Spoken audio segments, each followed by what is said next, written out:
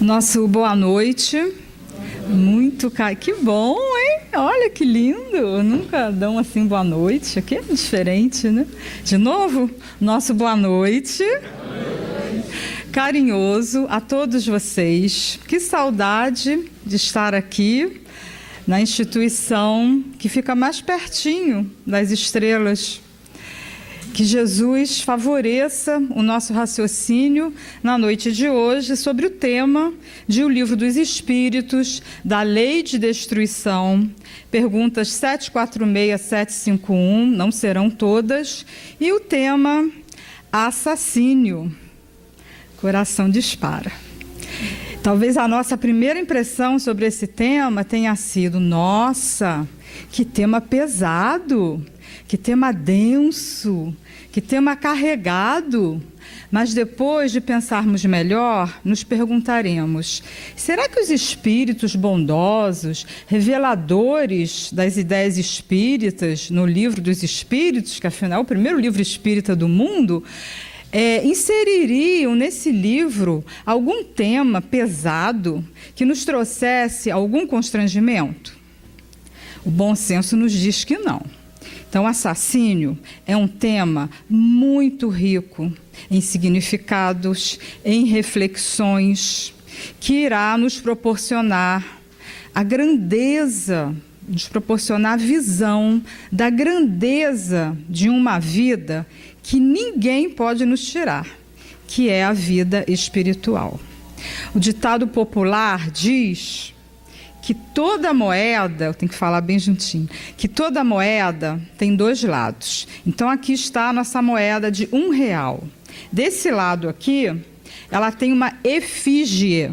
Efígie é um rosto, né? No nosso caso aqui, parece que é a musa da República com relação à França, que se chama Marianne, isso não importa muito. Mas, num lado da moeda, nós temos a efígie, que é o rosto, em tempos antigos, do rei ou da rainha. Então, aqui está o quê? A aparência. Simplesmente a aparência superficial. Mas não tem outro lado?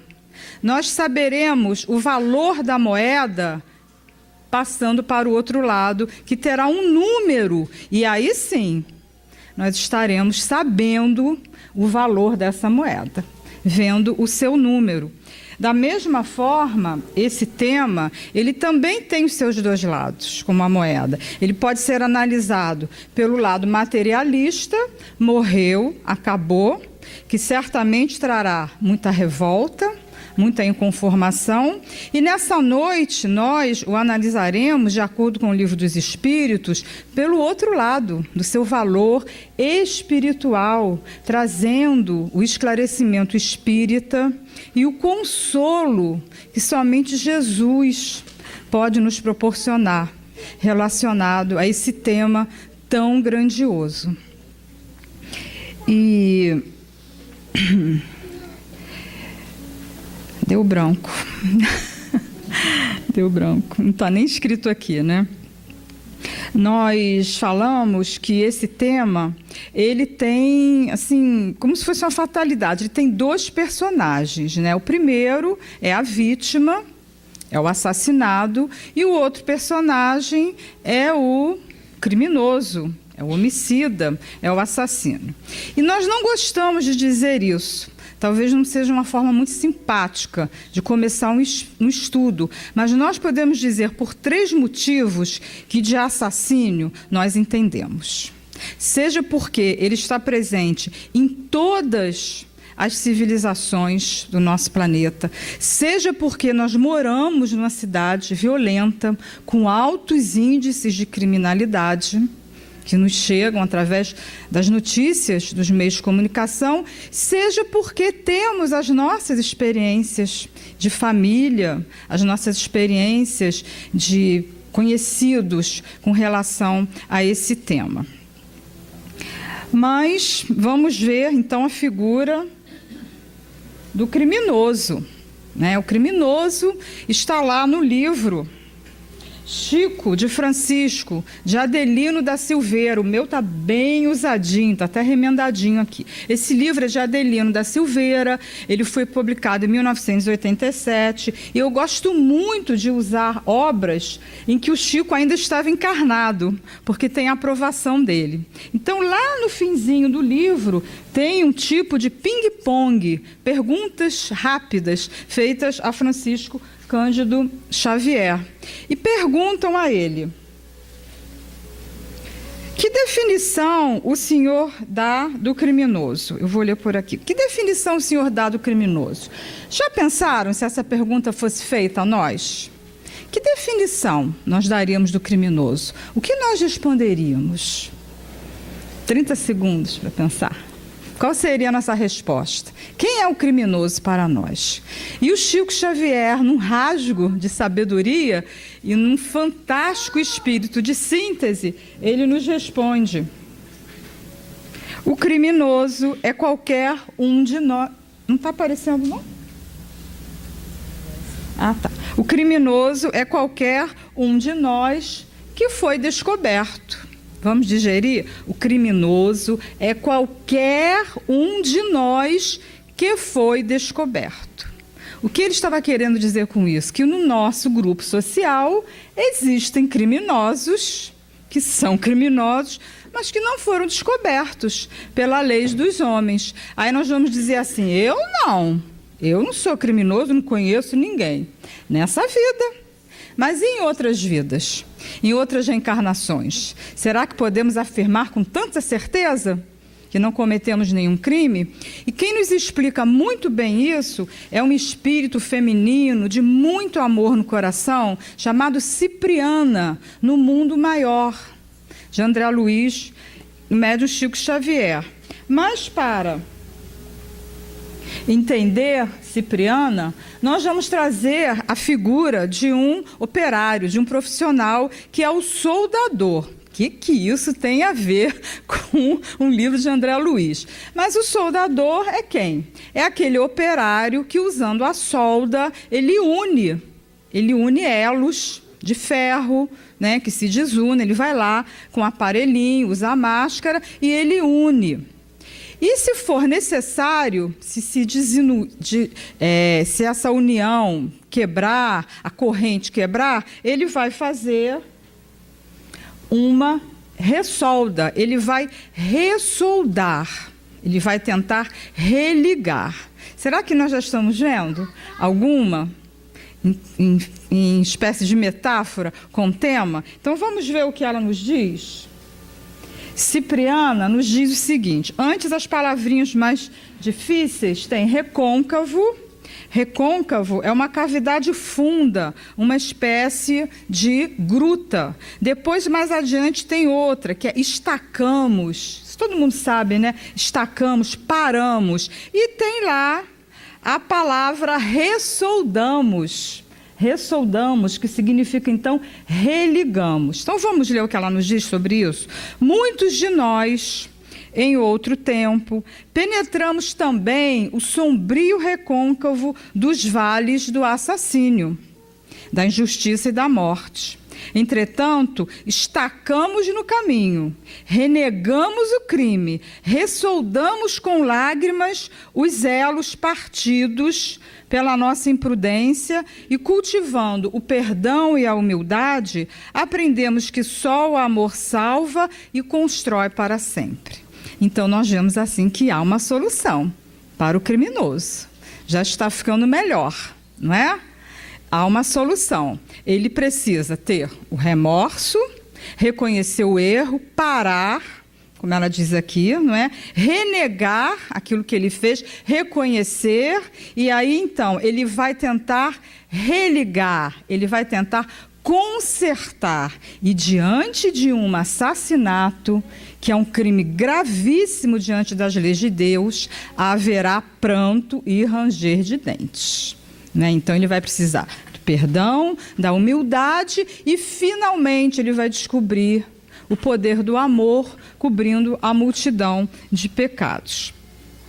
Mais adiantando, Nós vamos para a questão 199 do Livro dos Espíritos, que é a seguinte: basta o arrependimento durante a vida para que as faltas do espírito se apaguem e ele ache graça diante de Deus? O arrependimento concorre para a melhoria do espírito, mas ele tem que expiar seu passado. Então vamos começar lá. Basta então se arrepender? Não. E essa graça, achar graça diante de Deus, é rir? Não, aqui está querendo dizer achar graça é ser abençoado, ser perdoado.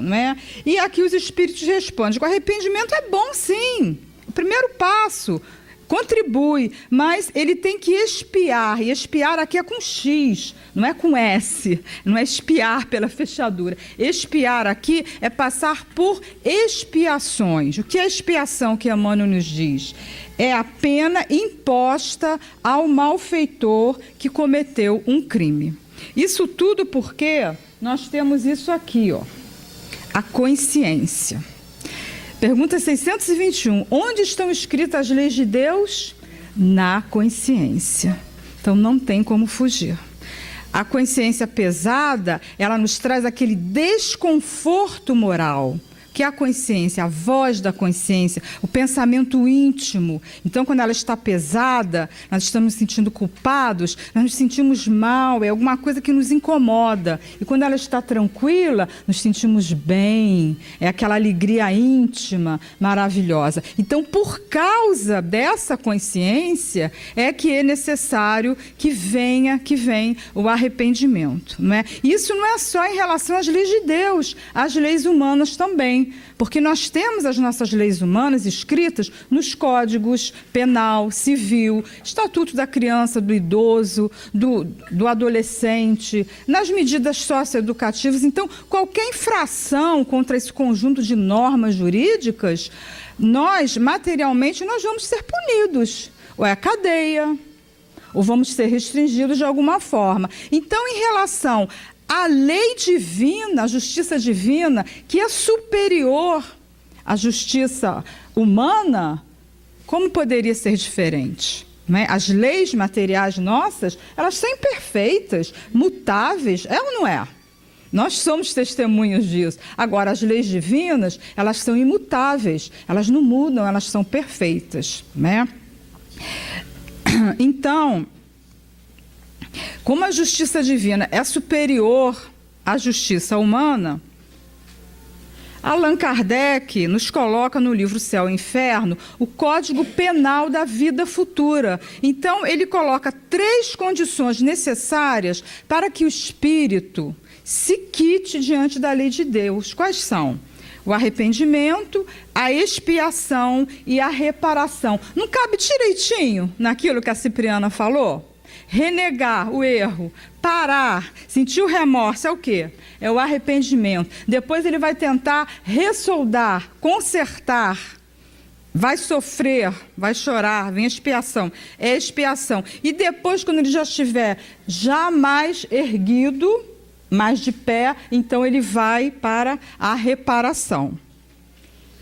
Então, o arrependimento...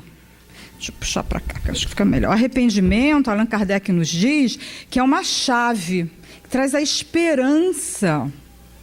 Não existem as duas que vêm depois sem o remorso, sem o arrependimento. Então, o arrependimento é a esperança que vai suavizar a expiação, que é a reabilitação. E muitos espíritos se sentem tão culpados que pedem para reencarnar, passando pelo mesmo mal que eles causaram. Aí vocês vão perguntar, então se assassinou, vai reencarnar para ser assassinado? Não. Porque para ele ser assassinado, um espírito teria que ter no seu planejamento reencarnatório tirar a sua vida, e não existe isso. Existem muitas maneiras de passar por essa expiação, por esses sofrimentos, sem ter que comprometer a lei divina. Agora, se ele tiver que passar por essa questão de ser assassinado, ele vai se colocar naquela posição junto àquela pessoa que tem a tendência de cometer o assassinato. E aí que nós dizemos que nada é por acaso e que Deus é sempre justo. E depois, então, vem a reparação, que aí ele vai procurar fazer o bem para aquela pessoa que ele prejudicou. É crime aos olhos de Deus o assassínio? Grande crime, pois que aquele que tira a vida ao seu semelhante corta o fio de uma existência de expiação ou de missão. Aí é que está o mal. Então, somos espíritas, temos conhecimento, mas nós vamos sofrer se passarmos por essa experiência. O assassínio, ele é um crime em si mesmo. Ele é uma tragédia. Ele causa um trauma. Não podemos dizer que não. Ninguém vai sair por aí pulando de alegria porque um familiar ou um conhecido foi assassinado. Nós vamos chorar, nós vamos sofrer, mas nós não vamos arrancar os cabelos da cabeça e nem vamos nos revoltar, né? E aqui diz, grande crime, porque tirou a vida, impediu que aquele espírito continuasse encarnado, progredindo. Então, o que o criminoso faz? Ele traz para si um poder de transformação que ele não tem, que só Deus tem, porque só Deus deu a vida, só Ele pode tirar. Então, o que o assassino, o criminoso faz? Ele transforma um espírito encarnado em um espírito desencarnado. É isso que ele faz. Então, aí é que está o mal. Parece que a doutrina espírita não dá a mínima para a vida física. Não é isso. A vida física é super importante, mas ela não termina. A doutrina espírita vem nos dizendo que mesmo nesse caso dessa tragédia, a vida não é eliminada. A vida que é eliminada é uma existência. É a vida física. Esse espírito que passa por uma morte violenta, mais do que nunca ele precisa de nós, das nossas vibrações, das nossas preces. Então, o espírito... Não foi não, não salvou. Bom, mas está escrito aqui, de qualquer maneira. O que o espiritismo nos proporciona nesse caso? O espiritismo nos proporciona uma capacidade de recuperação. Ele nos dá um novo olhar, uma nova perspectiva de analisar essa situação tão difícil. Então, essa capacidade de recuperação, que é difícil, de continuarmos na nossa vida, mesmo tendo passado por isso. Nós vamos ver agora, no mundo maior, no capítulo 5, O Poder do Amor, é um livro, é aquele mesmo livro da Cipriana, não é?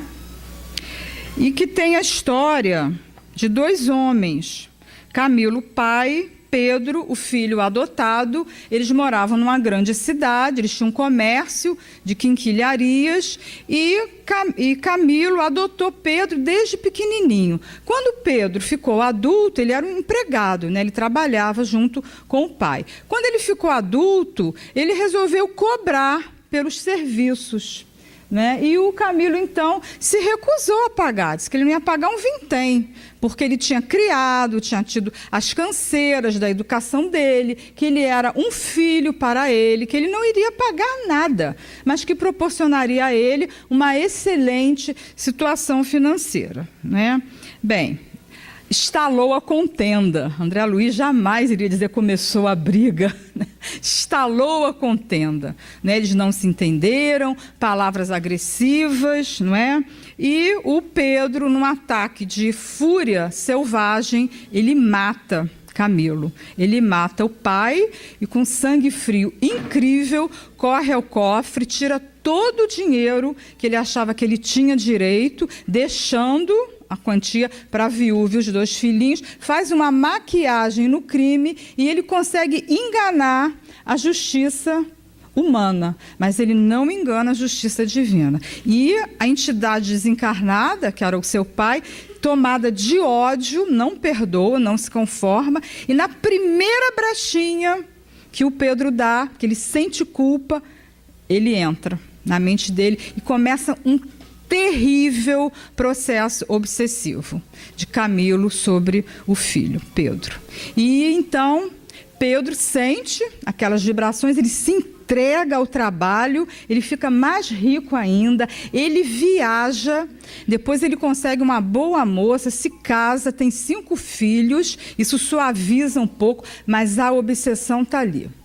Não consegue, né, se livrar. E aí o que acontece? Ele começa a ficar doente, ele começa a trabalhar dia e noite sem dormir, então Pedro, de consciência pesada, cedeu à doença e se aproximava da loucura.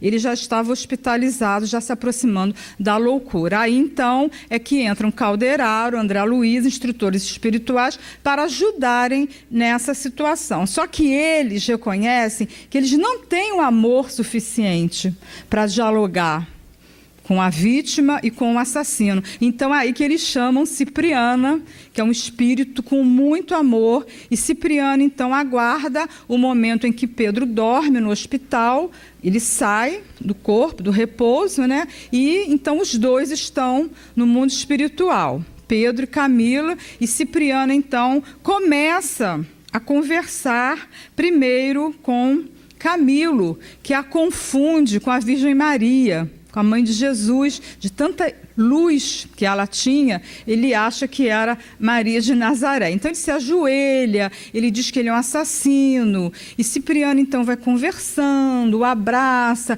com todo aquele amor, ele vai sendo envolvido e nasce uma luz dentro dele, né? Porque afinal de contas, ele foi um homem de bem. Ele deu emprego, ele construiu uma família, ele era um bom pai, ele era um bom marido, ele podia simplesmente ser um bom vivant, gastar o dinheiro, ser um viciado, não. Mas ele construiu uma vida digna, né? Então, Cipriana conversa com ele e depois vai se dirigir. Então, ela diz assim para ele, né? Cipriana a Pedro, criminoso. Está lá? Supunhas fazer justiça pelas próprias mãos, quando só fazias expandir a cólera aniquiladora? Por que razão, meu filho, pretendeste equilibrar a vida provocando a morte? Como conciliar a justiça com o crime, quando sabemos que o verdadeiro justo é aquele que trabalha e espera no Pai, o supremo doador da vida? Então, a Cipriana, ela não passa a mão na cabeça dele. Esse é um trechinho, isso aqui é o resumo do resumo da história. Ela fala, essa frase aqui é muito significativa, ele quis equilibrar a vida provocando a morte. Então, ele é envolvido com muito amor e Cipriana, então, vai se dirigir a quem? A Camilo, que está lá em pé, ereto, inflexível. E ela pergunta, então, que fazes tu, Camilo? Fechado a comiseração. E ele responde, que pode fazer uma vítima como eu, se não odiar sem piedade? Aí, então, um trechinho do que ela fala para ele. Cipriana a Camilo. Quantos se aproveitam da hora de reflexão de um amigo ignorante ou infeliz para começar séculos de perseguição no inferno da ira? A condição de vítima não confere santidade. Vales-te dela para semear na própria senda ruína e miséria, treva e destroços. Sem dúvida, Pedro feriu-te em momento de insânia, perdido de ilusão na mocidade turbulenta. No entanto, pai de família que foste, homem refletido e prudente que aparentavas ser, não encontraste no espírito mínima réstia de piedade fraternal para desculpá-lo. Há 20 anos instilas em torno de ti a peçonha da víbora na postura do ávido chacal. Então, o chacal é um animal feroz, parecido com a raposa, que se alimenta de carcaça. Ele fica rondando e, às vezes, ele até desenterra ossos. Então, o papel do obsessor é parecido com esse, com o chacal. Ele fica ali rondando, né? E nós vimos, então, que Cipriana, ela é bem severa com Camilo. Mas Camilo fica irredutível, mas ele já está balançando. Então, qual a ideia que Cipriana tem? Vamos ao lar.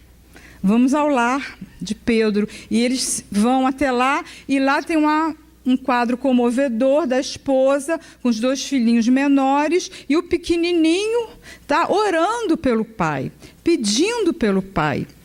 Então, Cipriana pergunta se ele não se comove diante daquele quadro, porque, afinal de contas, aquele menininho era neto dele, né? Será que ele não se comoveria diante daquele quadro? Era tão comovente. Aí Camilo finalmente explode em lágrimas, né? Ele capitula, diz que não aguentava mais também aquela situação, porque o obsessor também sofre, ele também sofre muito, né? Ele capitula, então ele é levado por Cipriana para tratamento no mundo espiritual e passados poucos dias, a família vai visitar Pedro e encontra um Pedro renovado, bem melhor, com os olhos mais brilhantes, sem tanta dor no peito, porque, afinal de contas, um processo obsessivo de 20 anos, ele não acaba assim, no estalar dos dedos, não é? Mas ele já está melhor e conta para a esposa: eu estou tão feliz, eu estou melhor. Você não sabe com quem eu sonhei, com Maria de Nazaré, vem me visitar. Ele confunde, né? Na hora do sonho. Nós vimos aí a importância do sonho. E tudo, então, fica melhor, né? Vamos ver aqui. É sempre do mesmo grau a culpabilidade em todos os casos de assassínio? Já o temos dito, Deus é justo, julga mais pela intenção do que pelo fato, não é? Se na nossa justiça é assim, por que a justiça de Deus seria diferente? Em tudo, nós sempre supomos, mas quem sabe é sempre Deus. Então, na nossa justiça, nós temos o crime doloso, que é aquele com intenção de matar. Dolo é a vontade que o ato criminoso aconteça. Então, nesse caso, o criminoso, ele pega o revólver, ele pega uma barra de ferro, ele vai determinado, ele está consciente. A culpa dele é muito severa, né? É o crime doloso. Mas temos também o crime culposo, sem a intenção de matar. Quando existe o quê? A imprudência, a negligência, a imperícia. Por exemplo, um pai vai numa loja, deixa o bebê no carro, demora demais, se distrai. Quando ele volta, a criança está morta. Um médico esquece uma gaze, um aparelho dentro da barriguinha de alguém, não é? Alguém num trote aí empurra uma pessoa embriagada na piscina, a pessoa não sabe nadar, desencarna. Então, esse é o crime culposo. Então, assim como na nossa lei existe o julgamento pela intenção, não poderia ser diferente na lei divina. Vamos ver aqui. Escusa é igual a perdoa. Em caso de legítima defesa, excusa a Deus o assassínio? Só a necessidade o pode escusar, mas desde que o agredido possa preservar sua vida, sem atentar contra a de seu agressor, deve fazê-lo. É a famosa figura jurídica da legítima defesa, não é? Então, se puder, eu digo agora, eu prefiro morrer do que matar. Mas se alguém for em cima da minha netinha, eu tenho 2 netinhas, uma de 3 anos, vai fazer 4, e outra que fez 2 anos agora, que é o amor da minha vida, como que eu irei reagir? Eu não sei, eu vou defender a minha neta, né? A minha coisinha mais linda do mundo, que se chama Dora, que a vovó adora muito, muito, muito. Até trazer a fotinho dela, mas não deu, né? Então, para suavizar, né? Então, mas ela é linda, eu garanto. Então, nós temos também algo chamado instinto de preservação. Então, se alguém avançar para nos matar, nós devemos, de toda maneira, evitar matar a pessoa. Mas nós temos algo maquinal, mecânico, uma força oculta que se chama instinto de conservação. Parricídio é igual matar o próprio pai. Infanticídio, matar um recém-nascido. Qual o mais condenável aos olhos de Deus, o parricídio ou o infanticídio? Ambos o são igualmente, porque todo crime é um crime. Então, embora nós achemos que o infanticídio é muito mais doloroso, os espíritos nos dizem que todo crime é um crime, não importa a faixa etária. Agora nós vamos ver um outro caso diferente. Nós vimos no Pedro e no Camilo, não é, o assassino encarnado e a vítima desencarnada. Agora, no Missionários da Luz, no capítulo 12 e 13, nós vamos ver o contrário. Tá? A vítima encarnada e o assassino desencarnado querendo encarnar. Então, nós vamos ver capítulos 12 e 13, aquele famosíssimo da reencarnação de Segismundo, Adelino, Raquel e Joãozinho, que é uma gracinha de criança, um fofinho, eles estão reencarnados. E Segismundo está desencarnado, querendo encarnar.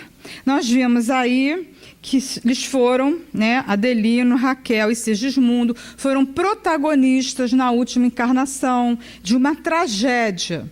Adelino era casado com Raquel e Segismundo se toma de uma paixão desvairada por ela e, numa lamentável competição armada, ele assassina Adelino. Então, Adelino desencarna, ficam Segismundo e Raquel, que passa-se o tempo, eles também desencarnam e todos os três vão para zonas de muito sofrimento no mundo espiritual, sofrem muito, mas estudam, aprendem, evoluem, até que amigos intercedem e Adelino reencarna novamente para se casar com Raquel e já estão com um filhinho de 3 anos, que é o Joãozinho.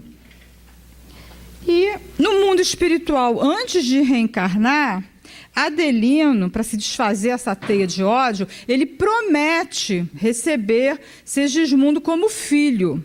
Mas aqui no livro diz: mas como acontece quase sempre, os heróis na promessa fraquejam na realização, porque se apegam muito mais aos próprios desejos do que à compreensão da vontade divina. De posse dos bens da vida física, quer dizer, Adelino reencarnado, ele recapitula sem querer as lições do passado e não aceita de jeito nenhum que Segismundo seja o seu filho. E aí, então, entra a equipe espiritual, Alexandre, André Luiz e Herculano, indo à casa, ao lar de Adelino e Raquel, para tentarem resolver essa situação, porque Segismundo está chorando muito, eu quero reencarnar, eu quero reencarnar, eu quero reencarnar, e não consegue de jeito nenhum, não é? Então eles vão até lá. E é interessante, é interessantíssimo isso, não é? Porque devia acontecer alguma coisa, então, que a Raquel não engravidava de jeito nenhum. Não. Eles tinham o relacionamento íntimo, eles tinham a relação sexual. Isso aí eu até copiei, só que Adelino destruía a substância da hereditariedade, intoxicando a cromatina dentro da bolsa seminal. Então, ele aniquilava as células criadoras. Embora ele tivesse o relacionamento com a esposa, ela não conseguia engravidar. Tal era o estado de ânimo dele. Então, eles chegam lá, no lar... não passou, né? Eles chegam, né, os espíritos, está lá o Segismundo todo cabisbaixo, tem as letrinhas, vocês estão conseguindo enxergar? Muito triste, de beicinho, querendo reencarnar e não conseguia, porque naquela fase da reencarnação, em que o espírito ele começa a se aproximar dos pais na hora do sonho, o que acontecia? Adelino não queria de jeito nenhum. Segismundo se aproximava, estendia as mãos, Adelino sentia um pavor, não conseguia olhá-lo nos olhos e corria depressa para o corpo, porque era um pesadelo. Então, a situação estava muito difícil, inclusive, eles não conversavam. Raquel, olha a carinha da Raquel. Está dando para ver a carinha dela? Tudo que ela perguntava para Adelino, as respostas eram as seguintes: sim, não e talvez. Sim, não e talvez. E Joãozinho lá, fazendo uma sujeirinha lá com a comida, né? Porque o clima estava muito ruim. E ele estava muito mal, muito para baixo. Né? O Adelino, com aqueles pesadelos todo dia, vocês estariam melhores, eu estaria melhor, eu também não. Mas aí Alexandre, ele intui o menininho, o Joãozinho, para que ele comece a falar das preces, que ele já aprendeu a fazer. Então, o Joãozinho é uma gracinha, ele cita a oração que ele faz para o papai, Raquel já é um espírito também muito melhorado, e aí a situação vai se modificando. Então, Adelino vai voltar ao trabalho, né? E ele então explica que ele tem tido pesadelos terríveis. Ele tem a impressão que ele vê um homem que aparece estendendo as mãos, parece um mendigo, um pedinte, e ele sente um pavor, que parece que esse homem vai assassiná-lo pelas costas. Então ele repele e volta correndo para o corpo, né? Isso tem se repetido, e ele então tem se sentido muito mal com isso. Bom, ele promete então ao Joãozinho que vai voltar mais cedo para orar, promessa feita, promessa cumprida. Né? Esses desenhos não são mediúnicos, tá? Eles fazem parte do projeto Imagem. Né? Então, a pessoa que fez não é espírita. E não tem nada demais, talvez fosse um casal católico mesmo. Eles se ajoelham, o Joãozinho recita, fala o Pai Nosso, então Adelino, ele beija a mão do pai, Adelino já entra numa outra sintonia. E chega, então, a hora do soninho. Essa hora é importante para a espiritualidade. Quantas coisas, hein, se realizam. Olha lá o Pedro se livrando de um processo obsessivo durante o sonho. Vamos ver agora o que Segismundo conseguirá?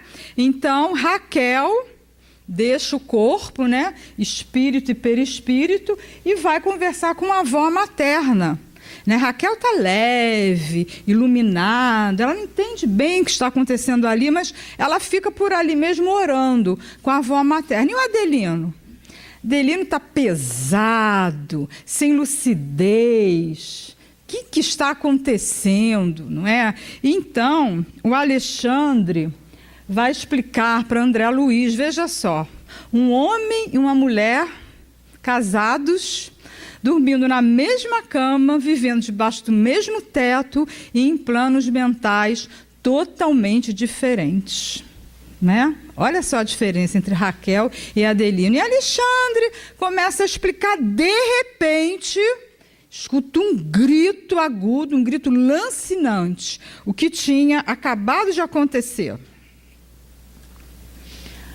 Adelino tinha visto Segismundo. Segismundo foi chegando, como quem não queria nada, e quando Adelino o vê, ele grita com pavor e tenta voltar para o corpo novamente. Só que Alexandre estende as mãos, o trata com muito carinho, pergunta o que está acontecendo. Adelino explica que esse é um fantasma que o está perseguindo e que ele não suportava mais essa situação. É muito bonita a passagem, né? Alexandre pergunta, que temes, meu irmão? Aí ele então diz, mensageiros de Deus, livrai-me deste pesadelo infeliz. Se viestes trazido pelas orações de meu filho inocente, ajudai-me por caridade. Então Alexandre o abraça, ele diz, esse fantasma enlouquece-me, toda noite a mesma coisa. E Alexandre então diz, mas Adelino, é assim que você recebe os irmãos mais infelizes, e vai conversando com Adelino, vai acalmando, e o Segismundo lá vai chegando, vai ficando mais pertinho, como quem não quer nada, né? Até que Alexandre fala, contempla o pobrezinho que te pede socorro, que ele nem aguentava olhar para o Segismundo, né? Observa-lhe o estado de humilhação e necessidade. Imagina-te na posição dele e reflete. Não te doeria a indiferença dos outros? Não te dilaceraria a alma a crueldade alheia? Estimarias que alguém te classificasse de fantasma, tão só pelas tuas demonstrações de sofrimento? Adelino, meu amigo, abra as portas do coração aos que te procuram em nome do poderoso Pai. Então, aos pouquinhos, não é? Ele vai conversando com Adelino, nós vamos poder ler tudo, que é muito longo, não é? Adelino, quando ele tenta olhar, aquelas reminiscências da outra reencarnação voltam, ele sente pavor, e Alexandre diz para ele não chorar, né? E fala assim, apresenta, né? Esse Segismundo já está pertinho, então o Alexandre apresenta. Este é o nosso amigo Segismundo, que necessita de tua cooperação no serviço redentor. Estende-lhe as mãos fraternas e entende, em nome de Jesus. Adelino não hesitou. o grande esforço íntimo, era muito esforço para ele conseguir encarar Segismundo, né? Então Segismundo fala: perdoe-me, irmão, Deus haverá de recompensá-lo pelo bem que me faz. O marido de Raquel, então, pela primeira vez, conseguiu fixar os olhos, né? E fala com muito custo, mas fala para Segismundo: disponha de mim, serei seu amigo. O ex-homicida, Segismundo, inclinou-se respeitoso e beijou-lhe as mãos. O ato espontâneo de Segismundo conquistara-o. Não podia ser mal aquele espírito angustiado e triste que lhe beijava as mãos com veneração e carinho. Foi então que André Luiz viu um fenômeno singular que ele nunca tinha visto. Vocês estão vendo ali, do lado do Adelino, caindo como se fossem umas casquinhas? Foi exatamente isso que aconteceu. O organismo perispiritual de Adelino parecia desfazer-se de pesadas nuvens que se rompiam de alto a baixo, revelando-lhe as características luminosas. E Herculano, então, com muito alívio, diz: o perdão de Adelino foi sincero, as sombras espessas do ódio foram efetivamente dissipadas. Louvado seja Deus.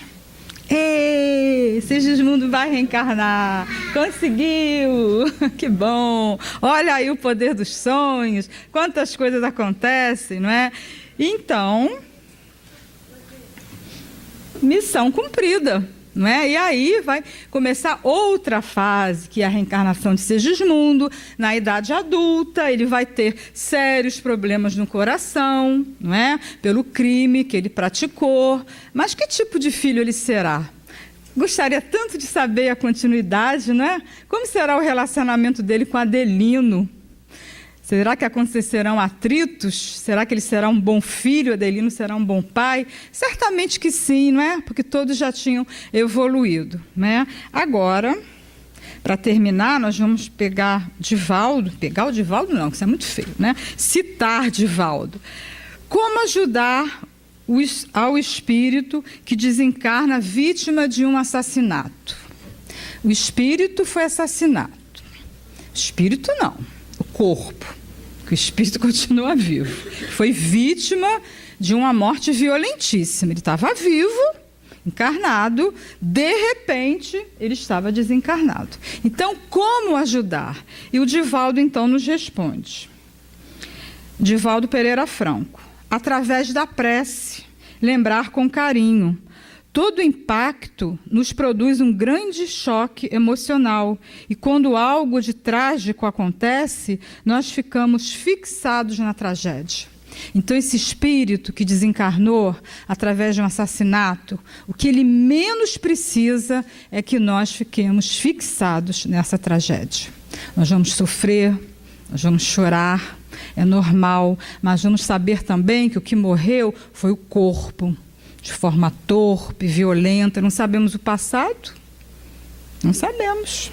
Tudo tem uma causa, não é? Temos que confiar na justiça divina, mas nós vamos prosseguir a vida, não vamos nos fixar naquela tragédia, como uma onda. Essa tragédia é como uma onda que vem, nos pega, nos leva, nós nadamos, voltamos, e daqui a pouco a onda da tragédia vem de novo e nos pega e nos traz. Então nós temos que lutar para que essa onda da tragédia não nos capture.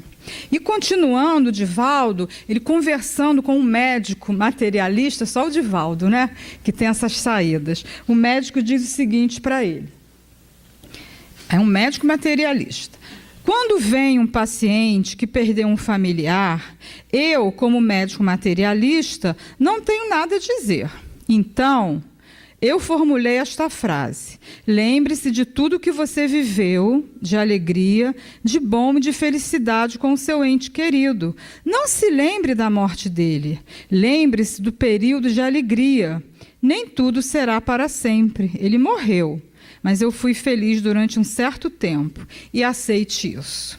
Então, se um médico materialista consegue ter essa dedução em relação a um assassínio, a um assassinato, nós espíritas temos muito mais conteúdo. Temos muito mais a dizer, a consolar, a esclarecer, a sentir. Mas continua. Divaldo, eu achei notável, porque o que importa não é ser feliz permanentemente, porque é impossível. Chega o momento em que a felicidade se interrompe, mas quando nós recordamos coisas boas, voltamos a vivê-las. Mas terminou em uma tragédia. E eu digo, não terminou. Interrompeu naquele momento para continuar depois. Então, é brilhante esse raciocínio do Divaldo. É uma interrupção. Nós vamos nos reencontrar. Às vezes, acontecem tragédias em famílias que eu tenho na minha. Né? Não é muito chegado, mas eu tenho. Com homicídio e suicídio. Eu tenho na minha família. Essa experiência eu não vivi diretamente, mas eu tenho de um familiar mais afastado, mas eu tenho. Então, como ele diz aqui, não terminou, interrompeu. E, às vezes, o encarnado que viveu aquela tragédia, ele está sofrendo, ele está revoltado, ele é uma pessoa diferente, ele não aceita nada, ele maldiz aquela pessoa que cometeu o crime. E, às vezes, aquela pessoa que foi assassinada, ela já está o espírito já está reencarnado, às vezes perto dele, como um primo, como um sobrinho, como um filho, e ele ainda está fixado na tragédia. Então, por isso que o Divaldo diz, não terminou, interrompeu naquele momento para continuar depois. E o criminoso? Ele também merece ajuda, não é? No momento de desequilíbrio, quantas bobagens nós já fizemos? No momento de raiva, numa reunião de condomínio, por exemplo, numa briga de trânsito, não é? Quantas vezes nós já nos desequilibramos e chegamos às vias de fato dentro de casa, né? Não estou dizendo o assassinato, mas o criminoso também precisa de ajuda. E aí, só Jesus na causa. Só Jesus. E Jesus nos diz: não julguem para não serem julgados. Atire a primeira pedra aquele que estiver sem pecados. Quem somos nós para julgar? Né? Quem somos nós? Nós sabemos a história toda dessa vida, da outra? Nós não sabemos. Nós sabemos os motivos reais? Não sabemos. E se estivéssemos no lugar daquela pessoa, será que também não cometeríamos o crime? Então, está faltando aqui, né?